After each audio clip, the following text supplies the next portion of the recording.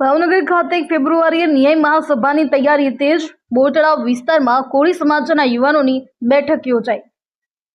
બગદાણા મારામારી કેસમાં નવનીત બાલાદિયાને ન્યાય અપાવવા માટે આવનારી તારીખ 1ના રોજ ભાવનગર શહેરમાં યોજાનારી ન્યાય મહાસભા અંગે તૈયારીઓનું ભાગરૂપે ભાવનગર પશ્ચિમ વિધાનસભા વિસ્તારમાં આવેલા બોટડા ખાતે કોળી સમાજના યુવાનોની મહત્વપૂર્ણ બેઠક યોજાઈ હતી। નવનીતભાઈ બાલાદિયાના ન્યાય માટે એકતા અને સંઘર્ષની જરૂરિયાત ઉપર ભાર મૂકવામાં આવ્યો હતો। સાથે જ આવનારી ન્યાય મહાસભામાં ભાવનગર શહેર તેમજ આસપાસના વિસ્તારોમાંથી વિશાળ સંખ્યામાં કોળી સમાજના લોકો ઉમટી પડે તેવી હાકલ કરવામાં આવી હતી।